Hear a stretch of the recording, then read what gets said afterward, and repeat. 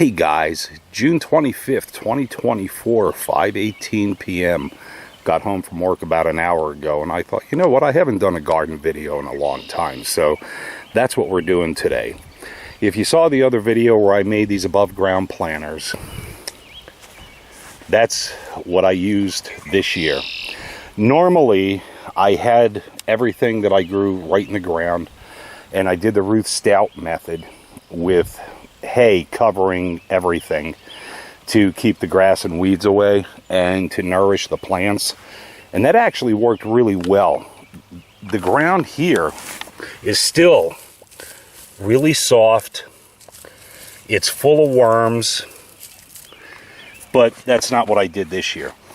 This year, obviously, I used these above ground planters and I weed whack what's here around the planters, and I let all of that just kind of decompose on the ground. So my intent is, throughout the summer, weed whack this once or twice a week and let everything turn into mulch, so to speak. In the fall, when everything is done growing and dies back, I'll rake this all up and I'll throw it on top of these planter boxes. So I will tell you one mistake I made with these planters, and you can see it right here. First off, I put the cup in the wrong direction.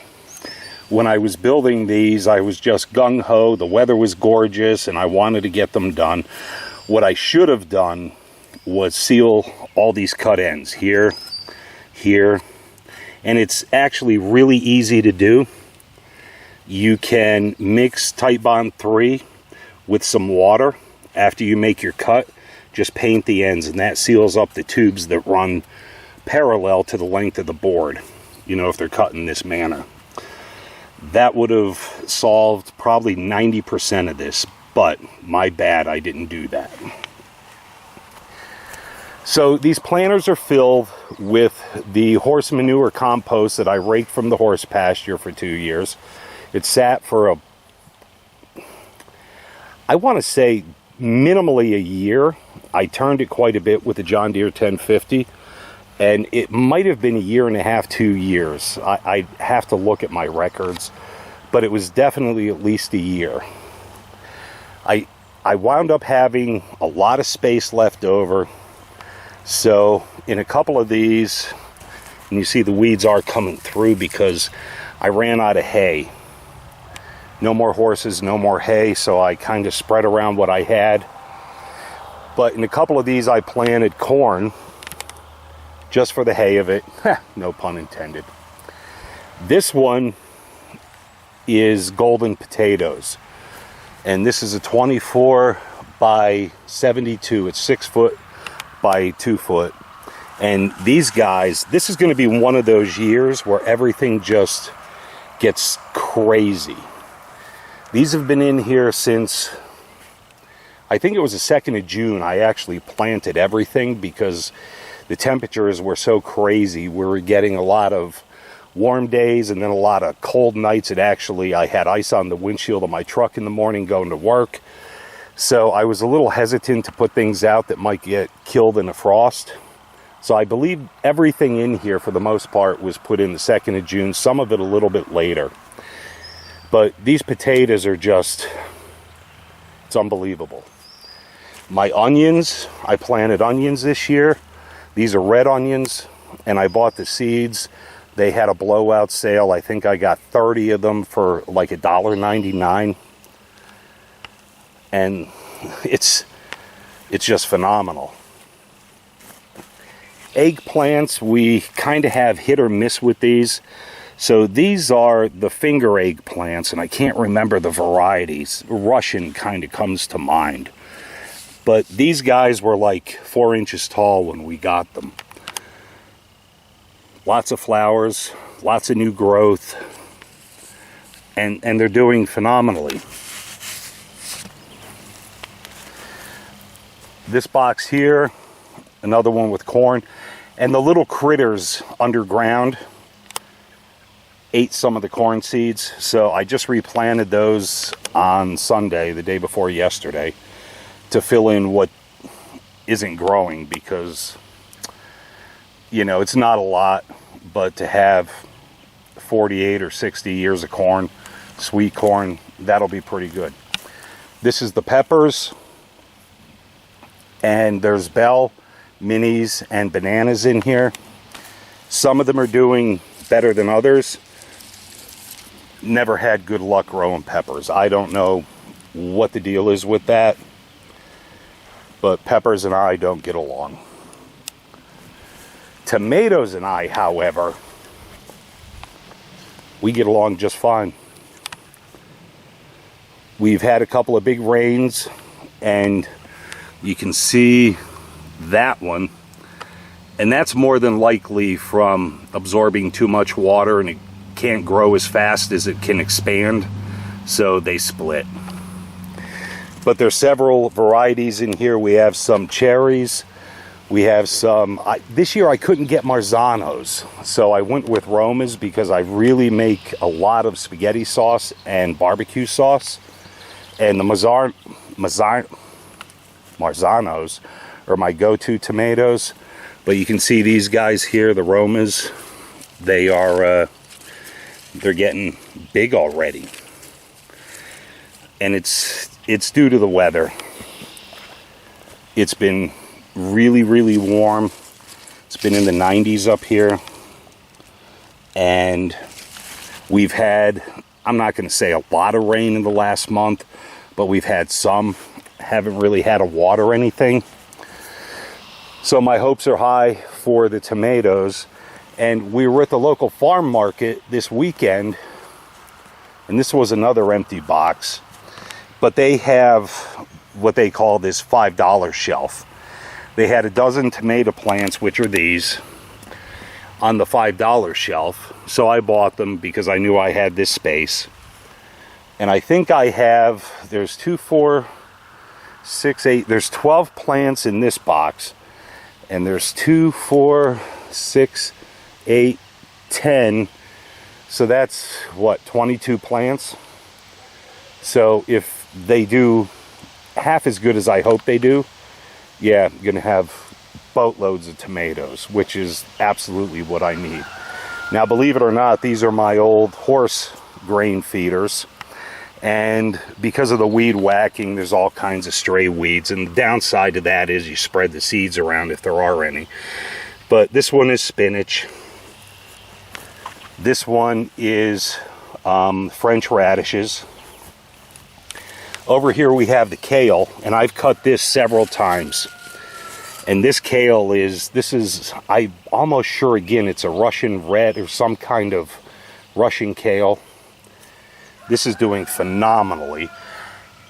And I didn't intend to put the kale in here. I actually was going to put it over there. But because of the way this worked out, it wound up here. And I made these tall poles. This was going to be for the beans and peas. It still is. But I'm going to have to alter this a little bit. I need to trim some of these off because they don't need to be sticking out like this. But I'm going to bring more down from the top over to here. And that's a pea. There's beans and peas over there. It's hard to see because, like I said, I ran out of hay. So the weeds are actually taking over in this one. So I'm going to have to do a little work and get that cleaned up. This one I didn't touch. This was our strawberry box from last year. And we have an incredible amount of, I don't know if it's spearmint or peppermint plants. And lemon balm. Lemon balm is everywhere. It's great for tea. And this is our lettuce. I've cut this back, not even kidding, I think 3 times as of this weekend. And they're just growing. Everything is growing incredibly well this year. My cucumbers, these I grew from seeds. I just put them in this weekend, and they've already doubled in size. The summer squash, these guys are doing good. Good big dark green leaves. I'm going to need to trim these because I don't want them growing out. I'm going to try to train them to grow up over and be done with that. I don't know if I made a video on this or not because I've got almost 500 videos out there. But these are the avocados that I grew from a pit from store-bought avocados. And I put these out here. These guys are about 2 foot tall. And they love it out here. Perfect amount of sun, rain, warmth. And just for the hay of it, I did put in a boatload of garlic seeds in this pot, but only 2 actually survived. I don't even know what this is unless it's going to be a flower someday, but they both got one.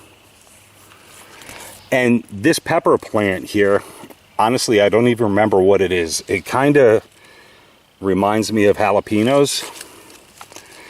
This I grew in this little container on the deck last year. I put it in the house on our table next to the window, and we nursed it along all winter long. Brought it back out here when it was warm enough to bring it back out. Kept it very well watered. I never even fertilized it. But it was basically just dead sticks, or so I thought. They were green, but they looked dead. And a couple of days after I put it outside, they started growing new leaves. And you can see all of the, where the flowers are going to be. They're really happy to be back outside.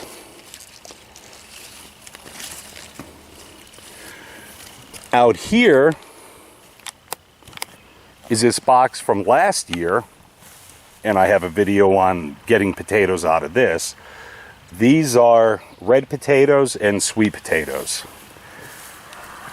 Some of them are doing really well. The sweet potatoes are taking a little bit longer. But I bought the slips at our local farm market, and I think there's 6 of them in here. My wife loves sweet potatoes. I'd rather eat broken glass, but that's just me. So anyway, I thought it was time to do a garden video. And my garden, by the way, is 16 by 36. And it's fenced in because the first year I was here, we had an incredible tomato crop. And the bloody deer came in and decimated it. They ate all the green tomatoes, and I mean almost right to the ground. So these are raspberry bushes. These are, they said they were thornless, but they're absolutely not thornless. But these are probably a month in the ground. We have blackberries and blueberries out the kazoo, but no raspberries.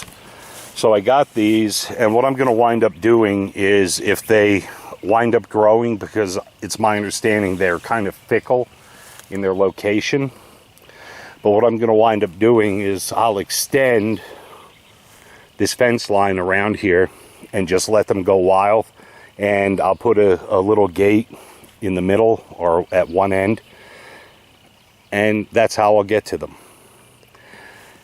Now, there's another video out there I did on Pennsylvania peach trees.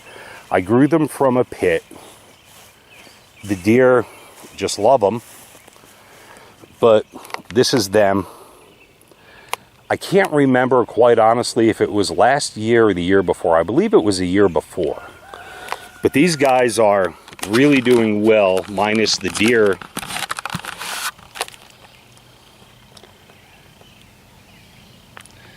So that's why I have to keep the wire around them. The other one is over here. And it's darn near as tall. But I'm going to look that video up, and I'll put it in the comments when that one was made, and I'll put a link to it. And this over here, I bought Asian pears. Tree died. I'll never buy anything from Tractor Supply again, plant-wise, because nothing works out, for me anyway. So this was an Asian pear. And I don't know what it was grafted to, a regular pear, I'm not sure. But the first year, during the summer, all the leaves fell off, turned brown, and it turned into a stick. And I was like, the hell with it. When I come down here cutting the yard on my 0 turn, I just mowed it over.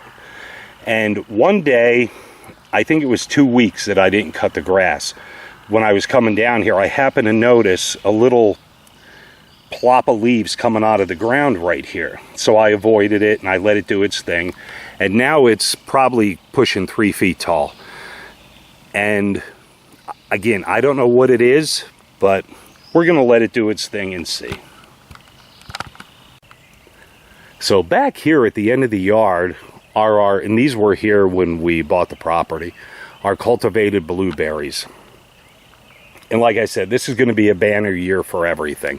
I have a hickory tree in the center of my woods that our first year here, I got a bunch of hickory nuts that were just awesome.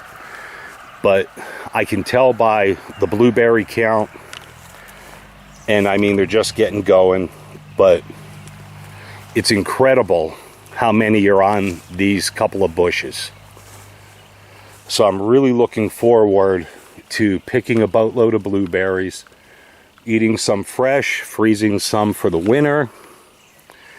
And there's so many on it that it's actually pulling the branches down. I mean, it's going to be a great blueberry year. And I have to beat the birds because the birds love these things. The second they're blue, the birds are in here tearing them up. And I've got these several bushes here. That's a wild one there. That's a wild one there. Way down there in the other side of the field, there's like 3 or 4 more. Over in this direction, there's a couple of more. So there will be pounds of blueberries to be had this year. And as a matter of fact, the blackberries are they're just going crazy as well. So some of these are premature, but sickly, I'm not sure. I did prune these 2 years ago in the winter, and I used the wood on the smoker. So everything's got a purpose. This year everything's doing really well, and I think it's going to be a great year. So guys, it's Tuesday. We're almost to Friday, and we really shouldn't rush time. Every day that goes by is another day closer to the, great unknown. So enjoy your evening and stay safe, and we'll talk soon. Take care, y'all.